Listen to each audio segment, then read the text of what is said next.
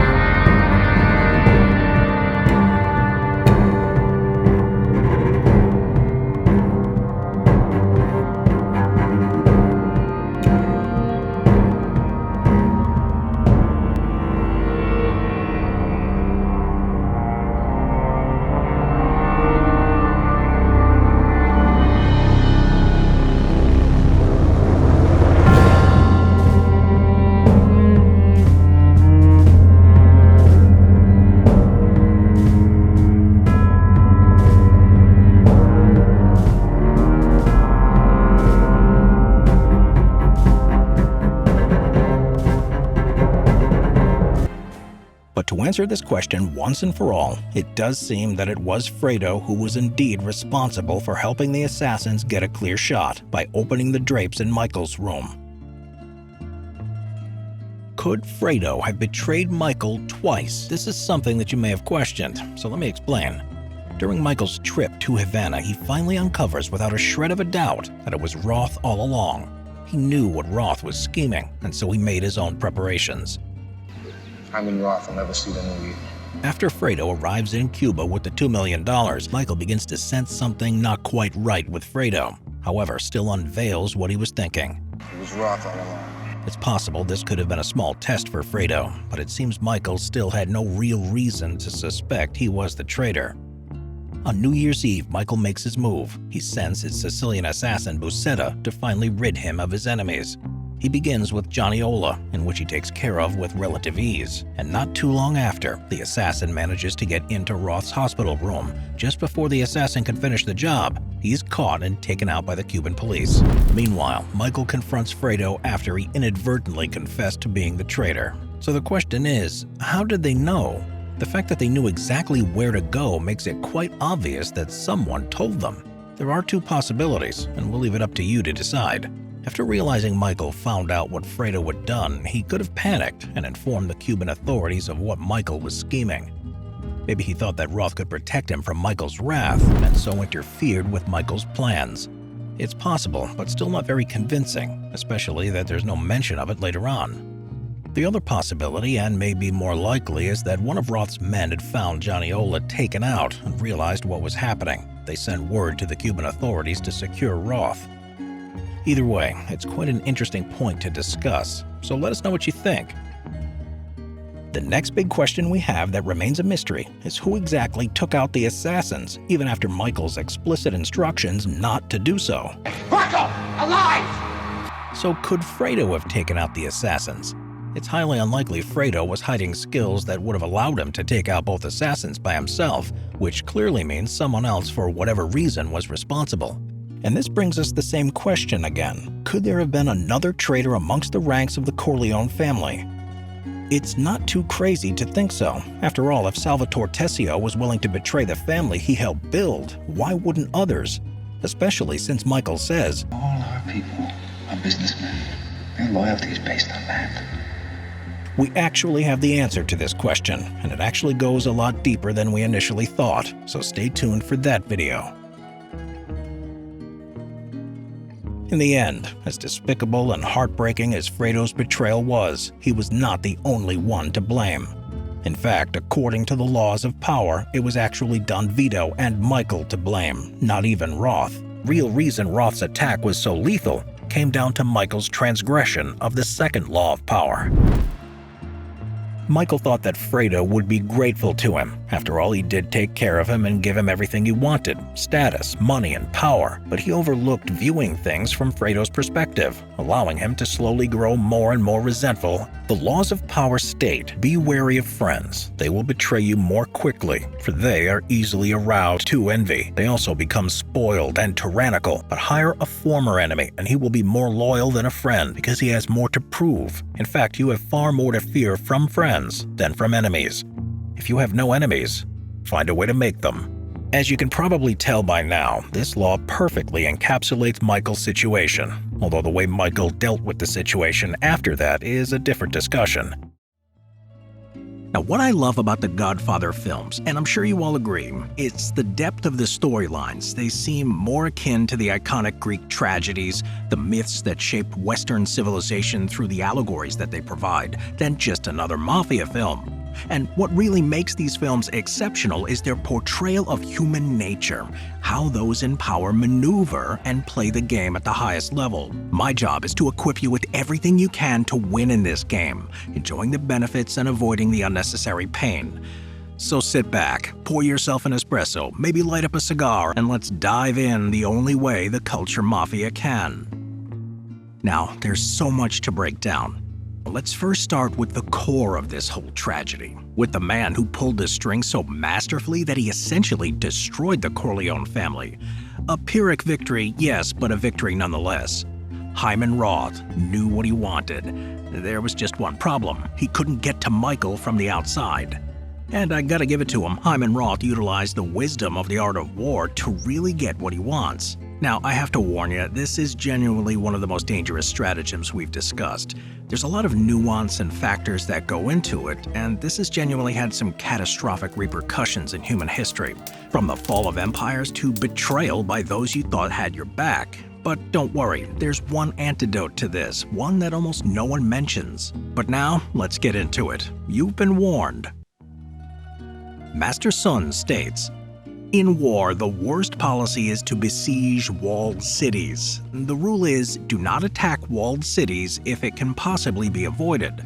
If the general, unable to control his impatience, sends his troops to swarm at the walls like ants, 1/3 of them will be slain without taking the city. Such are the disastrous effects of a siege. Therefore, the skillful leader subdues the enemy's troops without any fighting. He captures their cities without laying siege to them. He overthrows their kingdom without lengthy operations in the field. With his forces intact, he will dispute the mastery of the empire, and thus, without losing a man, his triumph will be complete. This is the method of attacking by stratagem." I think you can see where I'm going with this. Though brute force was something he attempted, Roth decided the only way to crush the Corleone family was not by breaking through their walls. Rather, he would destroy it from within. The destroy from within strategy revolves around infiltration and sabotage. Rather than attacking an opponent head-on, you enter their organization, circle, or family structure on friendly terms, then dismantle it quietly. Traditional warfare is all about meeting your enemy in the open and hammering away at them. Inner front warfare, however, flips that script. You don't march up with flags waving. You slip into their ranks under a friendly disguise. Acting like an ally, maybe even a partner, you quietly learn how their whole operation runs. Then, from this hidden vantage point, you spot every weak link. The people who are jealous, bored, or flat out resentful. You throw them a little nudge, maybe an offhand comment or a whisper of doubt, and watch them pick at each other while you move in and start pulling the strings. The beauty of infiltration lies in staying under the radar. If people see you as a threat, they lock the doors and put up the guards. That's why blending is so essential. Study how they talk, what they believe, and what they value, then mirror those signals back at them. By the time they realize you're in the room, it's too late. They already trust you. At that point, you only need to highlight the cracks that are already there, feed a little gossip, or point out a nagging insecurity. Often, it's enough to just mention something that they were already worried about. The group starts unraveling itself, and you barely have to lift a finger. When attack is out in the open, everyone rushes to defend the fortress. But if you walk in smiling, no one's on high alert. Trust is your secret weapon. The friendlier you seem, the more freedom you have to stir up trouble. Most leaders obsess over obvious competitors on the outside, clueless that the real threat is lurking on the inside. Because they're so busy watching the city walls, they forget to keep an eye on the folks right behind them. That's exactly the weakness you exploit. A perfectly timed act of treachery, maybe a leaked secret or a manipulated rivalry, will send everyone into a tailspin. Suddenly, no one knows who to trust. Resources get shuffled and people turn on each other. Paralyzed by suspicion and infighting, they do your job for you. Traditional warfare costs a fortune in weapons, manpower, and logistics. But an inner front attack, you can pull it off with just a few planted saboteurs. It's faster, cheaper, and can be a lot more devastating than a massive frontal assault. So we can't ignore the Trojan horse, perhaps the greatest example of this strategy in action. The Greeks concealed their warriors inside that wooden structure, and once the Trojans welcomed it past their walls, it was game over. In one stroke, the enemy's strongest defenses meant nothing because those warriors were already inside the gates. We go a lot more in depth on the Culture Mafia Don channel. If you want to learn how to counter and not fall victim to such machinations, if mastering the game of power is something you're looking to profit from, well, we've got something for you over there that will give you all you need. But back to The Godfather Part 2.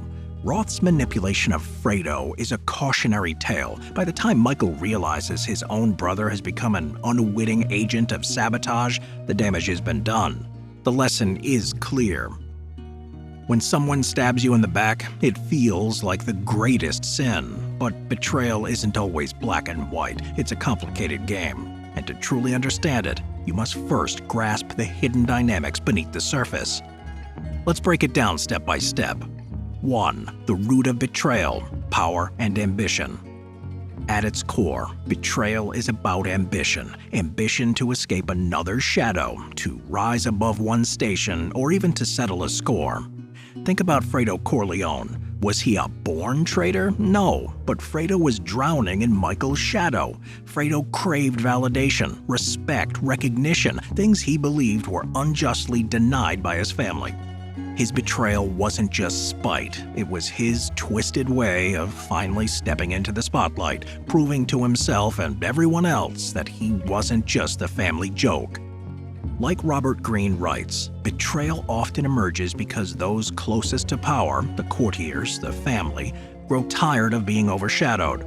They're seduced by the whisper in their ear that promises them the chance to shine brighter. Fredo was an easy mark because his insecurity and envy made him vulnerable to manipulation. 2. The anatomy of a traitor: vulnerability and weakness. Weakness is betrayal's breeding ground. Fredo's vulnerability, his need to feel significant, made him perfect prey for someone cunning enough to exploit that weakness. Hyman Roth understood this. He saw Fredo's insecurity like a neon sign flashing in the dark, and he used it to his advantage, making Fredo think he was doing something smart, something heroic. Fredo believed he was helping himself, maybe even his family, not realizing until too late that he'd sold his soul for a mirage. This matches perfectly with Greene's Law number 33, discover each man's thumbscrew. Roth discovered Fredo's thumbscrew, his desperation for validation, and twisted it masterfully. 3. The hidden hand: manipulation and seduction. The most effective betrayals are subtle, indirect. The traitor rarely sees the full picture until it's too late. Fredo didn't outright plan to have Michael killed. He thought it would be a kidnapping. Even that seems absurd to us now, but Fredo wasn't exactly known for his critical thinking. His blindness wasn't stupidity alone. It was carefully orchestrated by Roth and Ola, who spun a narrative Fredo desperately wanted to believe. Here, betrayal wears a velvet glove. It comes wrapped in false promises, disguising itself as opportunity, respect, and even love. Roth gave Fredo the illusion that he'd finally be his own man. In reality, he was just a pawn, used and discarded once he'd served his purpose. 4. The cost of betrayal: trust and consequence. Once trust breaks, there's no going back. Betrayal reshapes the landscape forever, destroying bonds built over years in mere moments. Michael Corleone, famously ruthless but profoundly calculating, could never forgive Fredo, not because of pride alone, but because betrayal is cancerous. Allowing it to go unpunished weakens your grip on power. Michael, following another one of Greene's laws, knew the importance of crushing enemies totally, Law 15, even if it meant his own brother. 5. Betrayal as a mirror: the real culprits. Ironically, betrayal often reveals more about the betrayed than the traitor. Who truly betrayed whom? Was it Fredo betraying Michael, or did Michael betray Fredo first by sidelining him, belittling him, and making him vulnerable? Well, according to the ruthless logic of power articulated in Greene's work, it was Vito and Michael's failures as leaders that ultimately opened the door for Fredo's betrayal. They forgot another critical law: never outshine the master, law number 1. Fredo's humiliation and resentment became inevitable the moment he was continually reminded of his inferiority. 6. Betrayal's ultimate lesson: never trust completely. In the world of power and betrayal, trust is the ultimate gamble. Greene's Law 2 clearly states, never put too much trust in friends. Learn how to use enemies. The closest to us, like Fredo, have the most ammunition to betray us. The friend, the brother, the trusted confidant, they know where to strike. In the end, betrayal isn't just about villains and victims. It's about human nature, complex, vulnerable, and dangerously ambitious. It's about understanding your own weaknesses as much as those of your enemies. If you want to play the game, you have to master the dark art of anticipation, seeing betrayal before it happens, before the blade sinks deep into your back. That's the brutal truth. Learn it now, or learn it the hard way. At the same time, a king consumed by paranoia seeks traitors lurking in every shadow, even where none exist. Don't fall for that extreme. Balance is the name of the game, and every situation differs. Stay dangerous, but don't overreact. Why Fredo was a Fredo? Let's be real. When we say Fredo, we're not just talking about a name anymore. It's shorthand for weakness, insecurity, and a disastrous betrayal. But how exactly did Fredo Corleone become a Fredo? And more importantly, how do you avoid becoming one yourself or letting one into your life? Fredo became a Fredo for three main reasons. 1. Desperate for validation. Fredo's biggest weaknesses was his desperate craving for validation. Growing up overshadowed by powerful brothers, he felt inadequate. Roth and Ola didn't need force. They played on Fredo's deepest insecurity, feeding him exactly what he wanted to hear. You're smart, you're valuable, you're special. 2. Misguided ambition. Fredo wasn't ambitious in a strategic way. He was ambitious in a naive way. He dreamed of respect and recognition, but lacked the competence and strategic thinking required to achieve it honestly. So he took shortcuts, falling into traps laid by others smarter than him. 3. Failure to master his emotions. Fredo was ruled by emotion rather than reason. Fear, envy, bitterness, these feelings clouded his judgment. Emotion blinded him from seeing clearly, making him easy prey for manipulation. In short, Fredo became a Fredo because he allowed insecurity and emotion to overpower reason and loyalty, making him an easy target for smarter, more ruthless players. How to avoid a Fredo in your life? You can't fully avoid betrayal, but you can minimize the damage by spotting potential Fredos early. Here's how. 1. Recognize the resentful. People who constantly feel undervalued or overshadowed, those who carry resentment beneath a smile, are potential Fredos. Observe how they handle minor slights or setbacks. Bitterness is a red flag. 2. Watch for weakness disguised as loyalty. A Fredo often hides behind exaggerated loyalty. They flatter, seek approval obsessively, and seem overly eager to please. But this loyalty isn't real. It's weakness looking for protection. When your interests conflict with theirs, loyalty vanishes instantly.